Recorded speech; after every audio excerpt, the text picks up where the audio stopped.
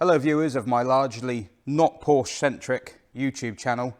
Normally you'd expect to see things like old Peugeots and Citroens and random TVRs and all sorts of weird and wonderful things on the dyno today, but that's not the case. We've got a car that is probably a little bit more performance orientated than we are used to. In fact, I think apart from the TVR Griffith, TVRS, and the MX-5s we had the other day. Okay, so I have had some sports cars recently. In fact, I mentioned the TVR Griffith in passing, waylaid already. We're like, what, a minute and a half in? If that, and I'm already segueing. I think this is the same colour as that Griffith 500. This is Porsche Cobalt Blue, and I think that's the colour the Griffith was. Complete side note, nothing to do with the Porsche. So, what we've got here is a Porsche BOXSTER. It's a 2007. It's not a BOXSTER S. This is a 2.7 litre Porsche BOXSTER. The book figure on this car, 245 horsepower, not 240, because it's the slightly later version. It's the 987 version with the changed something or other. And it's now 245 horsepower. Now, I don't know much about BOXSTERs at all, but I'm learning quickly because I'm having to sell this one for my mother-in-law. Well, I assume I am. She hasn't actually asked me to. I think she wants me to sell it for her. Do you want me to sell your car? You don't watch this channel. Why am I asking the camera?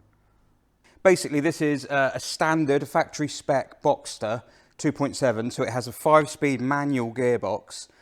It's a 24 valve. It's a flat 6. It's a boxer engine in a BOXSTER. It's not a horizontally opposed flat 6. It's a boxer flat 6. I'll explain later. It's quite boring. But yeah, basically, this is a boxer engine, which means it's very smooth. Just pulls. It pulls from low revs and it sings all the way up to high revs. Yeah, other than that, not much to report. As I say, standard car. It's got some bits and bobs on it. It's got Carrera wheels. I'm doing a sales job already. It's got the sat-nav, which doesn't work because it's old and needs a disc. It's got some leather pack. It's got big brakes. Yeah, it is for sale. It will be for sale. And it was really clean. But, well, the yard got dusty. That's annoying. So the last video you saw on this car, if you've been following the channel, is the one where we got it MOT'd. But yeah, other than that, it's a standard BOXSTER. Now, this thing has done 135,000 miles. And there are two schools of thought with Porsches of this mileage, basically. And it seems that my late father-in-law, who's the one who picked this car, so he will have gone through it. He would have researched everything and bought the one that ticked all the boxes. This car does not cost £700 odd a year to tax because he's bought the specific model that doesn't. It's like 400. It's not in the high tax bracket. And the school of thought on these cars is that if it doesn't make it to high mileage, if it has a problem, it's going to have it below 100,000 miles. This is what I've read. I don't know how true this is, but this seems to be a sort of universally held opinion. If it goes over 100,000 miles and is quite happy going over 100,000 and gets to 110, 120, 130, then it's not going to fail in the way that the other cars fail. I don't know what it is that fails, effectively. There's a thing called an IMS bearing. I don't know if that's it. But yeah, as far as the way this thing runs, lovely, to be honest with you. The only things I can really level at it at the moment is that when you move it around the yard, the brakes grind because they had surface rust on them and they're still clearing. And I think there's a heat shield somewhere on the exhaust rattling. I don't know if we'll hear that over the sound of the revs. But yeah, other than that, she's totally original. First time I've ever put a Porsche on here. Don't know what's going to happen. Who the f*** is this? The thing we've had in the past with cars on this channel, on the dyno, as people who watch the videos might remember, is that some of them hit the book figures, some of them miss the book figures, and some of them are kind of excel on the book figures. And they're not the cars you'd think would excel. I mean, a Daihatsu Sirion with a smoky engine, a Skoda Felicia 1.6, and a Peugeot 106 1.1. If you want to go beat your book figures, get one of them. As cars get more powerful, the odds of it smashing its book figure are not high. I don't know how Porsches generally go with dynos, because I think this is actually the first one. This is going to be the first Porsche I've ever dynoed, so I don't know how they behave. So this is a learning curve for me as well. I think it's more important to look at the state of the graph when we've done it. So we'll see kind of what shape the graph's at and see how healthy the engine appears to be. But the way it drives, I'd be surprised if it's not on the money, to be honest with you. Right. Spinny time? Let's have a look. No, let's have a look at the engine. I always do that. Let's have a look at the engine. Now, I'm not an idiot, so I know the engine's not under there, which is where it normally is. So you would think, well, is the engine in here? And the answer is no, that's a boot. And basically, I can't show you the engine because it's kind of here. It's under that. So the BOXSTER is mid-engined. Basically, that means the engine is between the axle lines. Axle line, centre of there. I'm not teaching people to suck eggs, by the way, but centre of there to centre of the front wheel. If it's within that boundary, it's classed as mid-engined, rear mid-engined, or mid-rear engined, or front mid-engined, like my Citroen SM. And speaking of my Citroen SM, that's the best comparison I can give you. No, stick with it. Best comparison I can give you on a difference between a BOXSTER engine and a horizontally opposed engine. A BOXSTER engine has split crank pins. So all the cylinders get their own crank pin, their own big end, and they get to do exactly what the engine wants them to do to get perfect balance. A horizontally opposed engine doesn't. A horizontally opposed engine, the pistons that are opposite each other, share a crank pin. They go at the same time, which is what a 90-degree V6 in the Citroen SM does, which is why it's odd fire. Yeah, I can't think offhand of any horizontally opposed engines. My mind has gone completely blank. Subarus aren't, they're BOXSTER.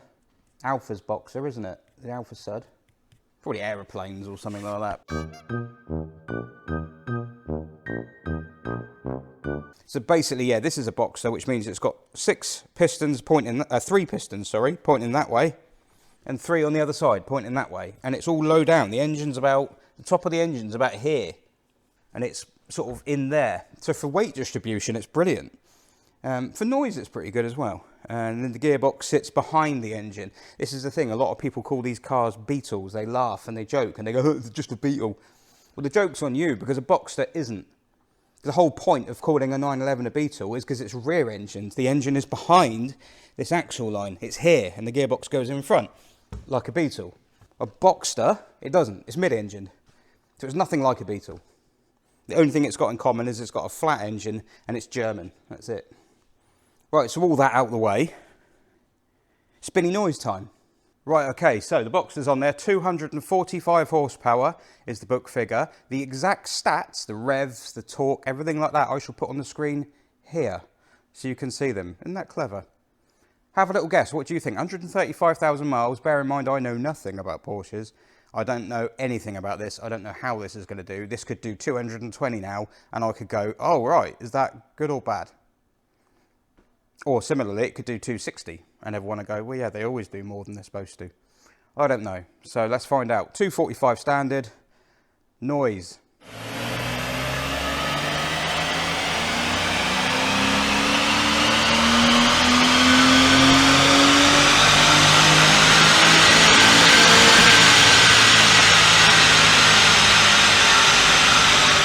Oh, I tell you what, she sings. I backed off at 7,000, but the red line doesn't start even, well, it's just after 7, I think. Where is it? Oh, a big red rev counter in the middle. Oh, it's 7, isn't it? So, yeah, but it didn't hit the limiter. I couldn't see the screen. I haven't got a graph running on it anyway, so I don't know if it was still pulling, but she sang. That sounded happy. Right. 231. Okay.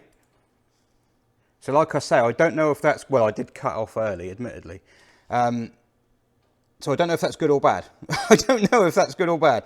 I'm going to look at this and say that it's good, because that is like near 40 degrees all the way up. Well, that's what you can feel. Look at this. Look how broad that torque is. What do we reckon the torque is at the engine? 189.58. Oh, that's quite low.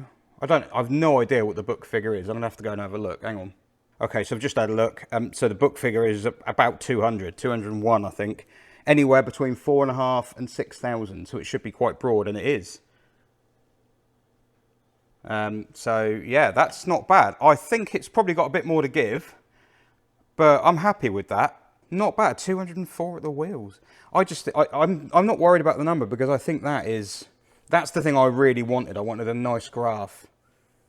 I wanted a nice smooth graph, and we've got one. And that does actually represent how it feels on the road. It's just this solid climb all the way up. So yeah, well, let's give it another go. It's warmed up a bit more now, and we'll take it to limiter, wherever that is. But overall, yeah, happy with that. Right, I decided to bring you in with me because I tell you what, it does sound nice in here, but I'm going to have to put these windows up. There we go. Because the noise is too much outside, so it's a clutch down job. We're lit up at the moment, don't worry about that, it's because it's on the dyno. So the fan's on, the dyno's set. I'm going to have to put my seatbelt on, because otherwise the thing is going to bong at me relentlessly, because it thinks that I'm being a rebel. Right, so I'm belted up. Shall I put the lights on so you can see? Does it help? Oh, it does help. Right, there we go. So let's see what she's at this time.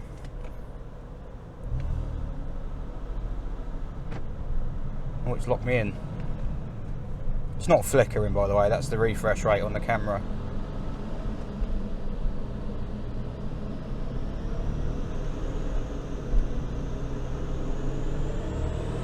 It's going to bite at 35. That's flat out. Oh, it does sound good in here.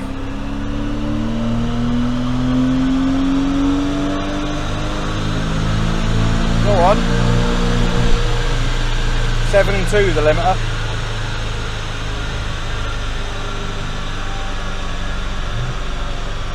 One thing I can't get over is how smooth this thing is on the dyno.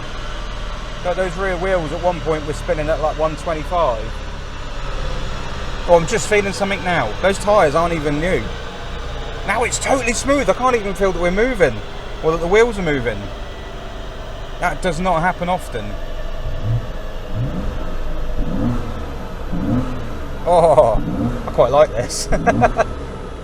Never really liked BOXSTERs, but this one I'm kind of not minding. I like that little meshy bit there as well, look. Never noticed that before. Right, let's go and have a look and see what it did anyway. Yeah, we've got a little... I've got a heat shield loose here. I can hear it. I'll have to get back on the ramp. I bet something like one of the heat shield fixings is rusted up or something.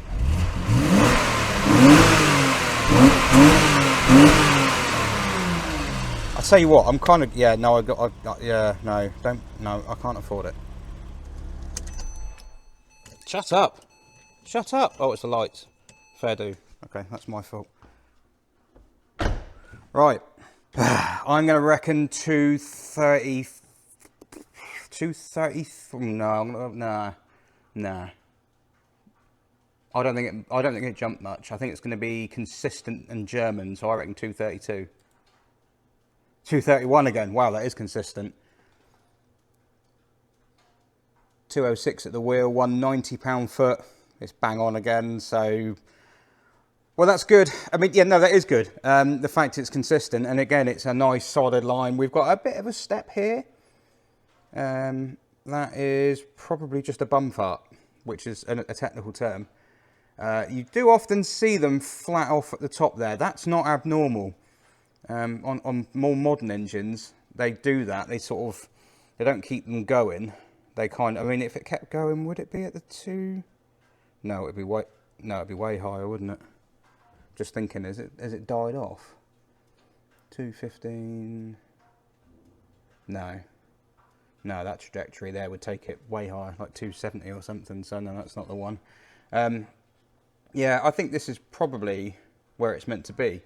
The first run didn't have that little dip in it, so you do get that from time to time. You do, if you do enough runs. But the fact that it's pretty much done the same thing again. I tell you what I didn't know is how revvy these things were. 7.1 that peaked at. That was the limiter. That's why it feels so enjoyable to drive, because it's literally pulling to the limiter. Like some cars, you floor them and they die off. They go up and then they start to come down again. I mean, well, yeah, I mean, sports car is fun to drive. In other news, water is wet and the sky is blue, but yeah, 231 again, which I think is what BOXSTERs had when they came out, isn't it? 230. Or was it less? I can't remember. So 231 and 190 pound-foot. So numbers-wise, we're a bit, but I'm going to have to do more Porsches, I suppose, to find out if that's a common theme or not. Looking at how good that is, that is exceptionally smooth. I think that's probably a running theme. They probably don't make 245, but obviously I've only done one, so I can't say for sure. And as far as this car goes, I certainly wouldn't worry about it because it just drives and pulls so well. I don't think it's a concern. So, God, that's a nice colour as well. I know this sounds like I'm doing a sales job on it. I'm not. I'm just looking at it on the screen. It looks better on the screen than it does in real life. There you go. That's not a sales job, is it? That's the opposite, but the camera's bringing out the blue. Well, there we go. 231 for the Porsche. I shall add that onto the dyno sheets on the website. The next car that's going on here is also German, but it comes from the other side of Germany. It's not a Trabant. I've done that already.